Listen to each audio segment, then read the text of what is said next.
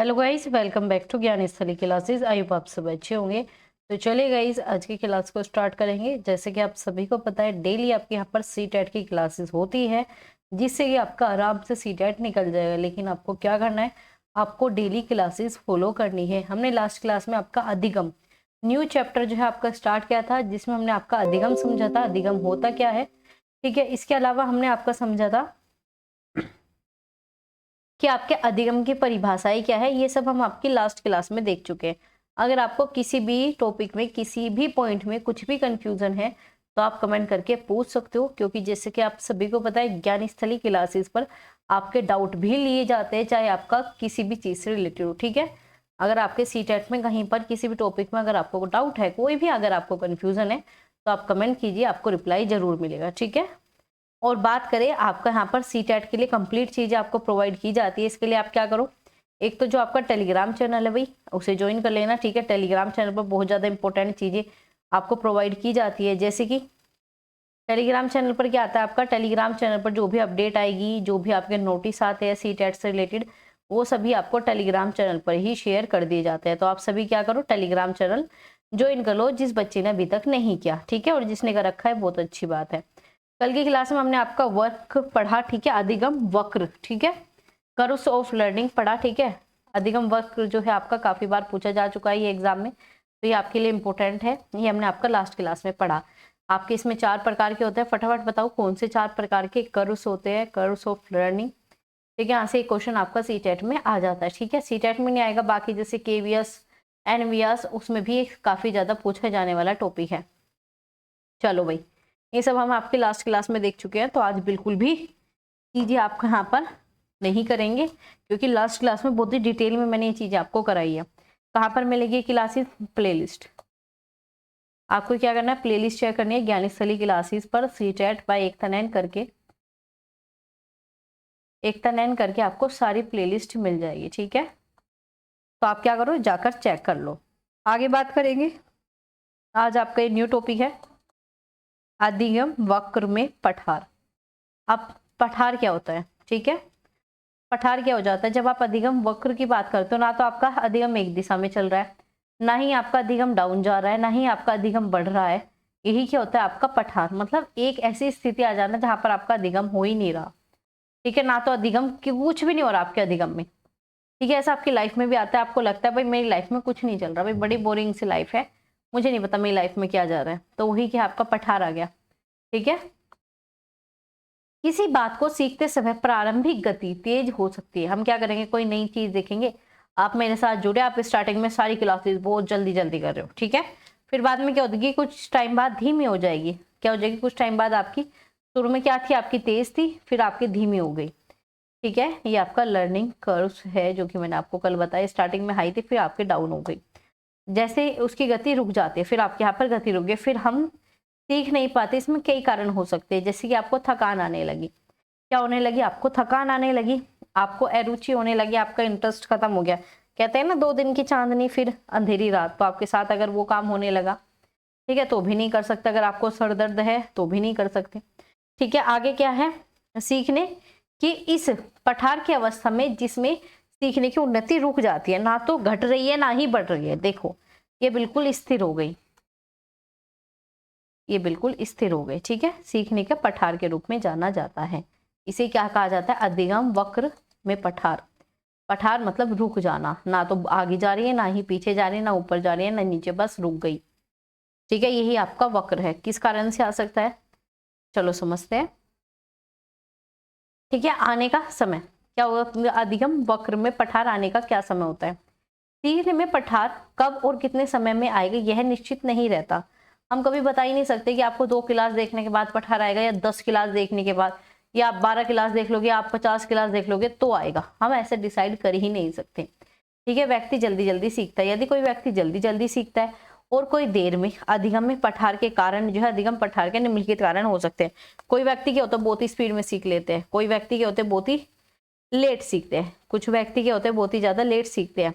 तो उनका क्या आएगा, उनका पठार जो है बहुत ही ज्यादा लेट आता है, ठीक है। आगे बात करेंगे, प्रेरणा का अभाव। मान लीजिए आपको क्या नहीं, आपको इंटरेस्ट नहीं है किस चीज में, आपको लर्निंग में इंटरेस्ट आपका खत्म हो गया, ठीक है, मान लीजिए आपने पियानो की क्लासेस स्टार्ट की, आप 4 दिन गए, आपको पियानो अच्छा लगता है, ठीक है, 4 दिन गए, इसके बाद क्या आपका इंटरेस्ट खत्म हो गया, भाई मुझे समझ नहीं आ रहा, मैं नहीं कर रहा, तो आपका मोटिवेशन, आपका इंटरेस्ट बिल्कुल डाउन हो गया।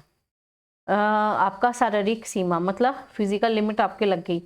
मान लीजिए आप क्या कर रहे हो, रनिंग कर रहे हो या फिर आप पढ़ाई भी कर रहे हो, तो आपको क्या होने लगी, आपकी फिजिकल हेल्थ जो है कहीं ना कहीं रुक गई, ठीक है, उसके अंदर इतनी कैपेसिटी नहीं रही कि वो 5 घंटे बैठ के लगातार पढ़ सके, 7 घंटे आपका लगातार पढ़ सके, ऐसा नहीं रहा, ठीक है। आगे आपका प्राप्त करता ज्ञान को स्थायी बनाने के लिए, जो भी आपका ज्ञान है, प्राप्त ज्ञान को स्थायी बनाने के लिए भी क्या होता है, हमारा पठार आ जाता है, मतलब हम रोक देते हैं सारी चीजें। कार्य में गहनता, अगर आपके कार्य में गहनता नहीं होगी तो भी क्या होगा, आपका पठार आ जाएगा, क्या होगा, तो भी आपको पठार देखने को मिल जाएगा।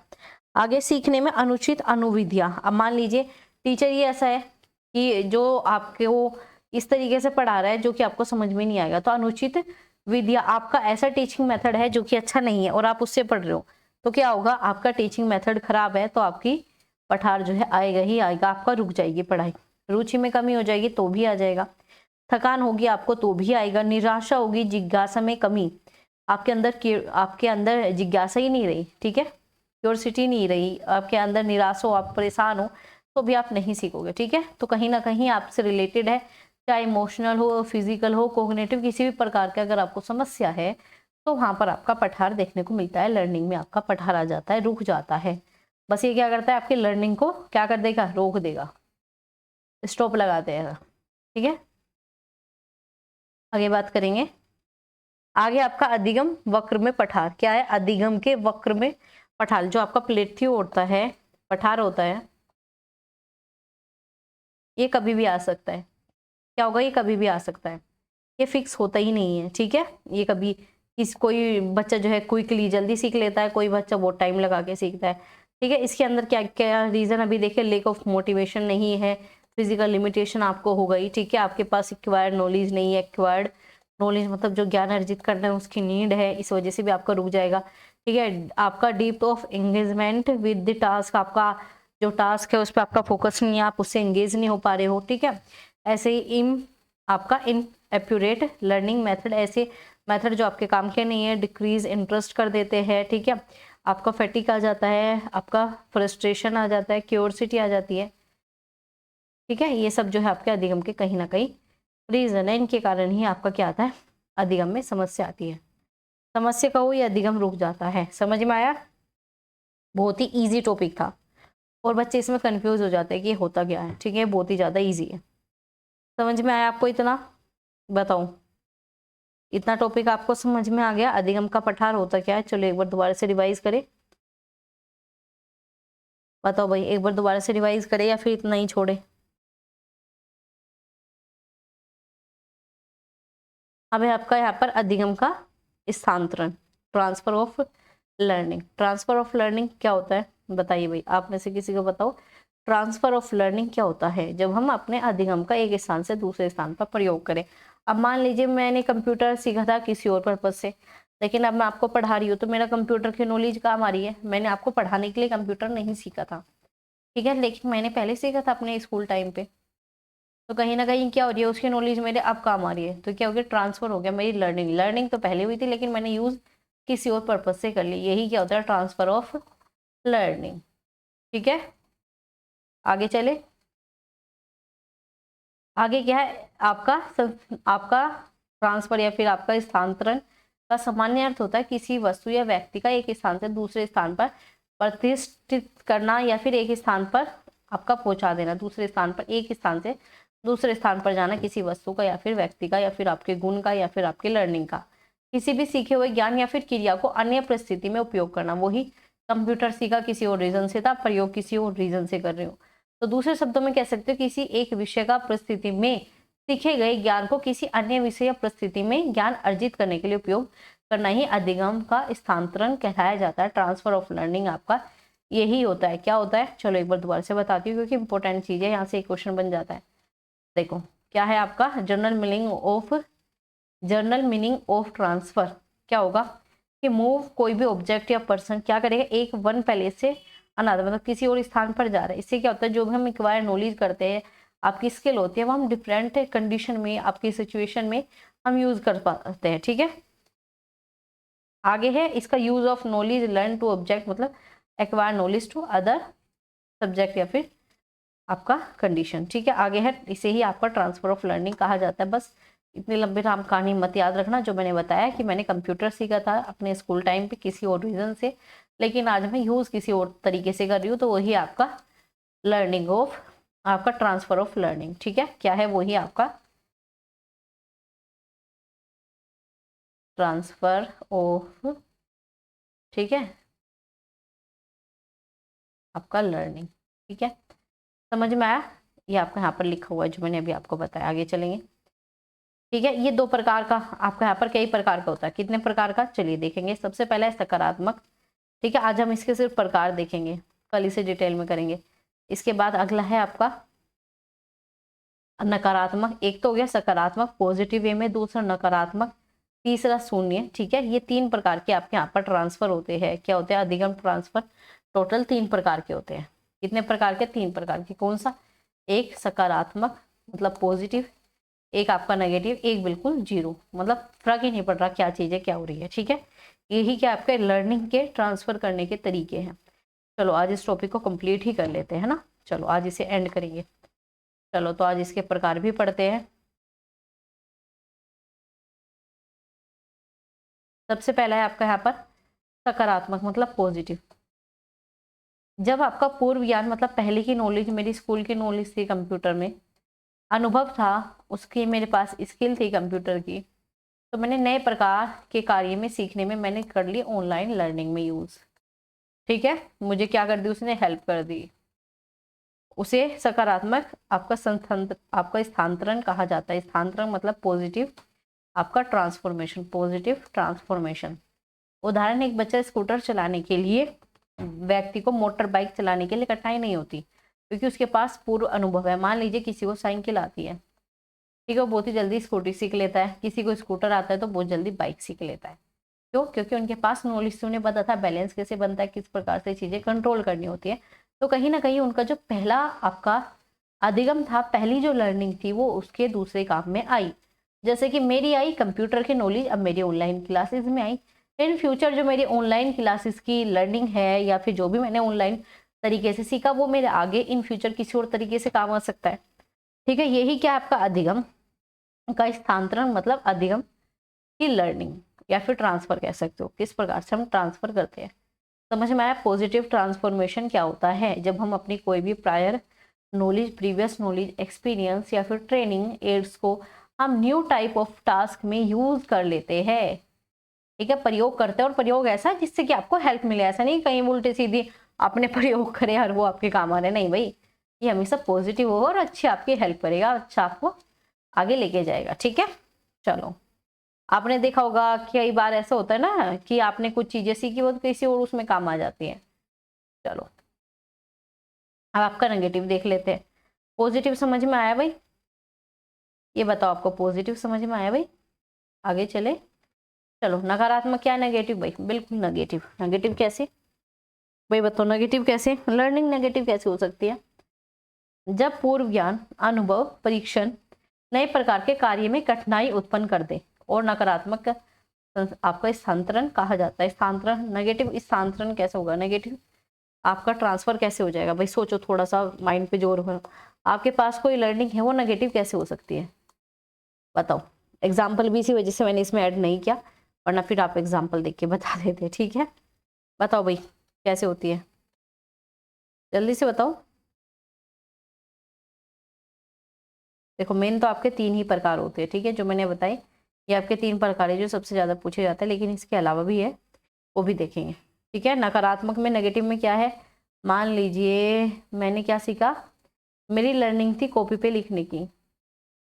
ठीक है, मेरी लर्निंग थी कॉपी पे लिखने की, और मान लीजिए अब मैं कंप्यूटर कीबोर्ड आपका कीबोर्ड से यूज़ करती हूँ, तो कहीं ना कहीं नेगेटिव। अब मुझे पेन पकड़ने की आदत है, मुझे 5 उंगली का यूज़ कर रही हूँ, तो ये कहीं पर भी यूज़ नहीं आई मेरे। ठीक है, चलो ये तो आपकी यूज़ नहीं आई। अब बताओ प्रॉब्लम किस में क्रिएट करेगी? मान लीजिए जिस व्यक्ति पे बाइक आती है अच्छी खासी चलानी, ठीक है, वो आपका कार तो सीख लेगा, लेकिन कई बार उसे क्या होती है, डिफिकल्टी होती है, क्योंकि कार में बैलेंस नहीं बनाना होता। तो कहीं ना कहीं उनसे उसमें प्रॉब्लम आ सकती है। ठीक है, ये चीज़ें समझ में आई भाई। थोड़ा सा इसका एग्जाम्पल आपको डिफरेंट लगेगा, थोड़ा सा कठिन भी लगेगा। थोड़ा सा अपने पास से सोचो क्या नेगेटिव हो सकता है, आपकी लाइफ में भी हुआ होगा। ठीक है, ठीक है। अब मान लीजिए कोई बच्चा है, उसे बहुत ज़्यादा भाषण वासन देने का वो है। भाषण देना अच्छी चीज़ है, लेकिन वो टीचर के आगे भी बेफालतू का बोलता है। क्यों? क्योंकि उसकी तो भाई लर्निंग ही क्या है, वो बोलना उसकी लर्निंग है एक तरीके से। तो टीचर के आगे भी क्या है, तो वो सीखने में कठिनाई उत्पन्न करेगा। अगर वो टीचर को बोलने ही नहीं देगा तो टीचर कैसे समझाएंगे? तो क्या हो जाएगी, ये कठिनाई हो जाएगी। समझ में आया? ये एग्जाम्पल सबसे अच्छा है। एक बच्चा बहुत ज़्यादा बोलता है, अच्छी बात है बोलना, लेकिन वो भाषण वगैरह बहुत टोप के देता है, लेकिन जब टीचर पढ़ाते हैं वो तब भी बोलता है। तो कहीं ना कहीं जो उसकी लर्निंग है बोलने वाली, वो टीचर को प्रॉब्लम क्रिएट करती है और खुद के लिए भी क्रिएट करता है, क्योंकि सेल्फ मतलब जो भी टीचर आपको पढ़ा रहा है ना, वो नहीं सीख पाएगा। तो इससे क्या होगी, उसकी लर्निंग में कठिनाई होगी। समझ में आया? ये नेगेटिव हो गया।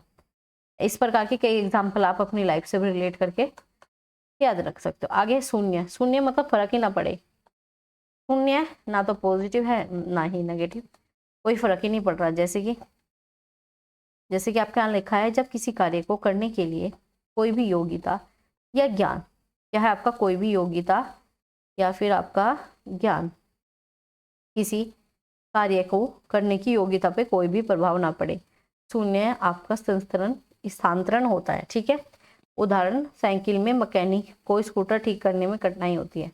ठीक है, साइकिल के मैकेनिक को स्कूटर ठीक करने में क्या होती है, कठिनाई होती है। ये क्या हो गया आपका, शून्य है भाई? नहीं, ये क्या है, ये आपका शून्य नहीं है। ये क्या है आपका, ये बताओ, ये है आपका नेगेटिव। और शून्य में क्या है, जब आपको कुछ फर्क ही ना पड़े। जैसे कि आपकी माताजी को खाना बनाना आता है, ठीक है, और आपकी माताजी साथ में पढ़ती है। ठीक है, आपकी माताजी को लिखना भी आता है, पढ़ना छोड़ो लिखना।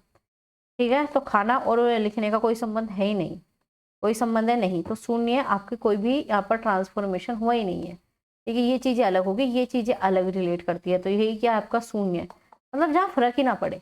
और ऐसे आपकी लाइफ में काफ़ी लगभग सभी एग्जाम्पल ऐसे भी है जो शून्य है, बिल्कुल कोई फर्क ही नहीं पड़ रहा आप अपनी लाइफ में कैसे क्या कर रहे हो, आपकी दूसरी लर्निंग पे कोई इफेक्ट डालता ही नहीं है। समझ में आई भाई ये चीज़ें? बताओ, ये पॉइंट आपको क्लियर हुए? बताओ भाई, पॉइंट क्लियर हुए आपको ये? चलो एक बार मैं दोबारा से रिवाइज करूँगी, फिर आपको ये बिल्कुल क्लियर हो जाएंगे। देखो, नकारात्मक नेगेटिव, जैसे कि आपके यहाँ पर साइकिल का मैकेनिक है, उसे स्कूटर ठीक करने में क्या होगी, कठिनाई होगी। क्योंकि भाई देखो, साइकिल अलग तरीके से होती है, स्कूटर अलग तरीके से। उसके पास है साइकिल की लर्निंग ठीक करने की, लेकिन स्कूटर की नहीं है। तो कहीं ना कहीं क्या होगी, उसे कठिनाई होगी, उसे दोबारा से सीखना पड़ेगा। जीरो में क्या हो जाएगा, जीरो ट्रांसफर में ना तो कुछ जा रहा है ना ही कुछ आ रहा है। तो जैसे कि अब मान लीजिए आपने क्या पढ़ी, आपको बुक पढ़ने का बहुत शौक है। ठीक है, आपको बुक पढ़ने का काफ़ी शौक है और आपको बाइक चलानी है। क्या आपस में कोई कुछ है संबंध? दोनों का संबंध ही नहीं है। बाइक चलाना, बुक पढ़ना दोनों अलग चीज़ है। तो क्या है, जीरो ट्रांसफॉर्मेशन हो गया। समझ आया? कुछ प्रभाव ही नहीं पड़ा आप पे। चलो, इतना समझ में आया, आगे चलेंगे। भाई बताओ, इतना समझ में आया? एक बार कमेंट कर दो, फिर आगे चलते हैं। आगे आपके यहाँ पर 3 प्रकार की और रह गई। ठीक है, कौन कौन सी? क्षैतिज आपका ऊर्ध्वाधर और आपका द्विपार्श्विक आपका स्थानांतरण। ठीक है, स्थानांतरण, ये बार बार ये शब्द में बार बार गलत पढ़ रही हूँ। ठीक है, स्थानांतरण, ये बार बार जब बोलते हैं ना इतने बड़े बड़े शब्द, आदत रही नहीं, तो थोड़ा सा टंग जो है ट्विस्ट कर जाती है।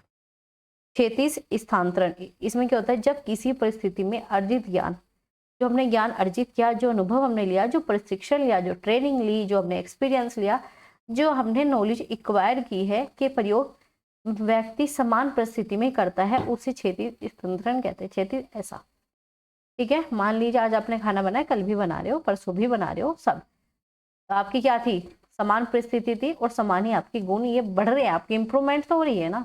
रोज खाना बना रहे हो, कहीं ना कहीं आपके अंदर क्या आ रहा है, ट्रांसफॉर्मेशन आ रही है लर्निंग की। क्यों? क्योंकि रोज आपने कुछ ना कुछ सीखा।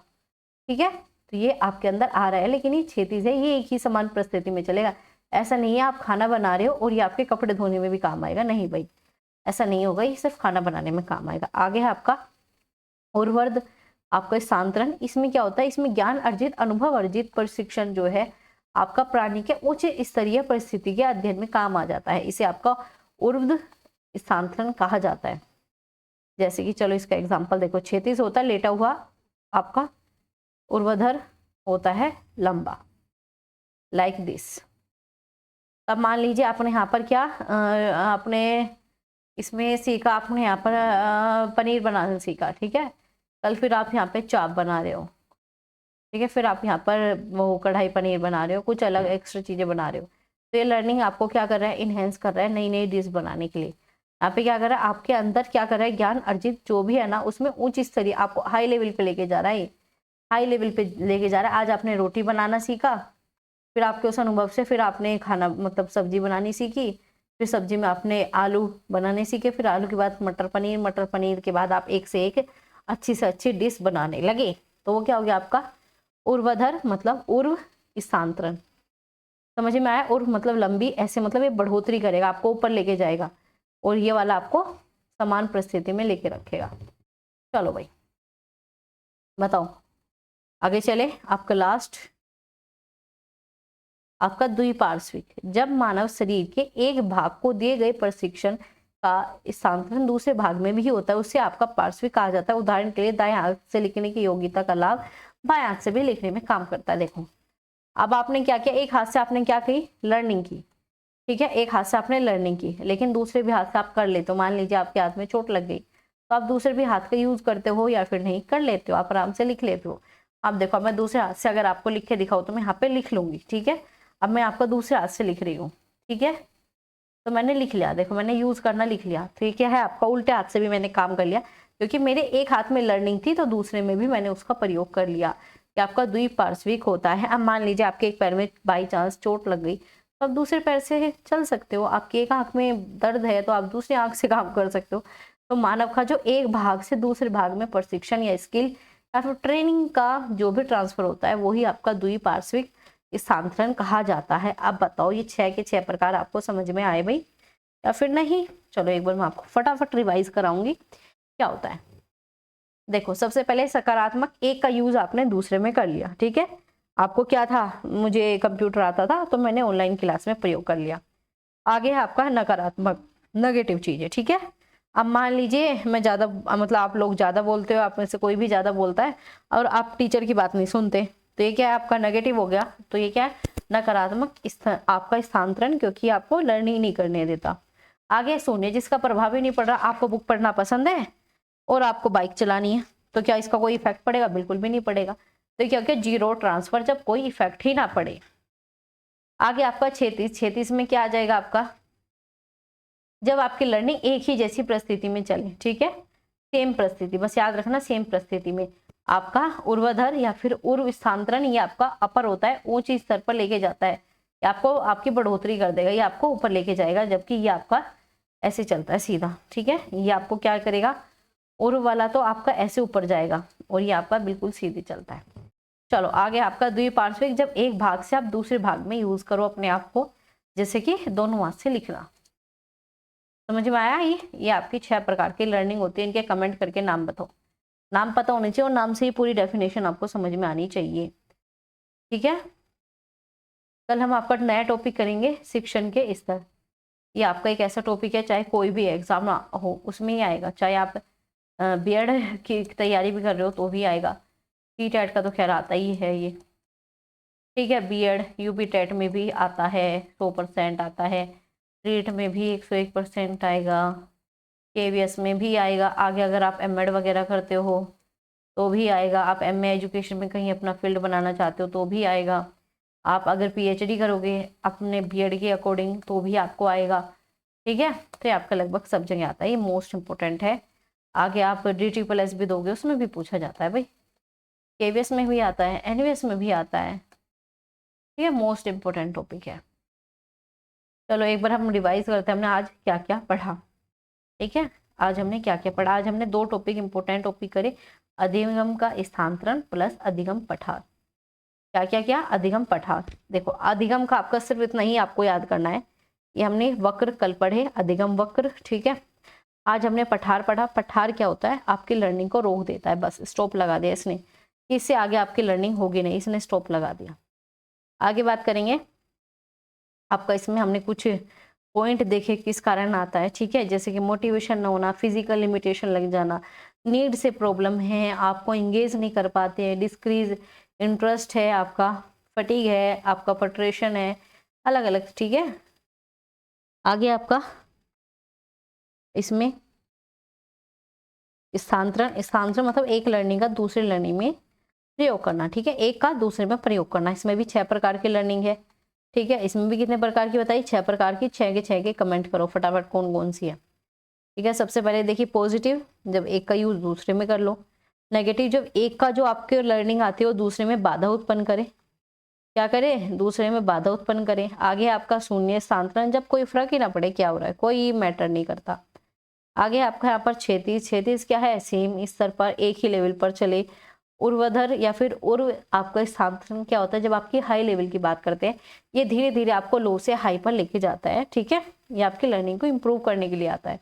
द्विपार्श्विक, द्विपार्श्विक में क्या होता है आपका, द्विपार्श्विक में आपका होता है, एक सेकेंड, द्विपार्श्विक में एक भाग जो है दूसरे भाग में आपका यूज करते हैं। एक हाथ दाएं से हम बाएं हाथ से भी लिखते हैं, एक पैर से हम दूसरे पैर से भी चलते हैं, इस प्रकार से, ठीक है। कल हम पढ़ेंगे आपके शिक्षण के स्तर, ठीक है। अब इसके अलावा मैं आपको बता दूं क्लास टाइमिंग क्या है। डेली आपकी क्लास होती है भाई 8 बजे डेली, 8 PM पर CTET बाय एकता 9 की पूरी प्लेलिस्ट मिल जाएगी। डेली क्लासेस होती है, तो आप सभी को क्या करना है, जुड़ जाना है चैनल के साथ, पूरी प्लेलिस्ट चेक कर लेनी है। हिंदी पेडागोजी आपकी कंप्लीट हो चुकी है, CDP आपकी चल रही है। चलो भाई, अब मिलेंगे आपसे कल इसी टाइम पर। एक बार आप सभी लाइक करो भाई, ठीक है, शेयर करो, बहुत ही इंपॉर्टेंट चैप्टर मैंने आज आपका कंप्लीट करा। लाइक करो, शेयर करो एक बार आप सभी, और भाई सब्सक्राइब जरूर कर लेना, बेल आइकन को ऑन रखना, ताकि आपको क्लासेस की नोटिफिकेशन समय पर मिल सके। और आपका एक प्यारा सा टेलीग्राम चैनल है, आप एक बार उसे ज्वाइन कर लेना, वहाँ पर आपको सारी अपडेट सब कुछ शेयर कर दिया जाता है, ठीक है। तो ये आज आपकी इंपॉर्टेंट क्लास थी। क्लास कैसी लगी कमेंट कर दिया करो भाई, इतनी कंजूसी किस बात की, आप सभी कमेंट नहीं करते, क्या दुश्मनी है भाई, क्या प्रॉब्लम है बताओ कमेंट करके, क्या समझ में नहीं आ रहा कमेंट तो क्या करो, ठीक है। और याद रखना ये क्लासेस अच्छे से कर लो, CTET तो नहीं रुकेगा, ठीक है, CTET तो नहीं रुकेगा, बस ये क्लासेस कर लो अच्छे से, ठीक है। चलो भाई, कल मिलेंगे आपसे, अपना ध्यान रखो, डेली क्लासेस करो, मोटिवेट रहो, क्योंकि CTET तो आपका इस बार पास है। बस आपको अच्छे से लगे रहना है, पढ़ना है, बेफिक्र रहना है, और ज्ञान स्थली चैनल के साथ जुड़े रहना।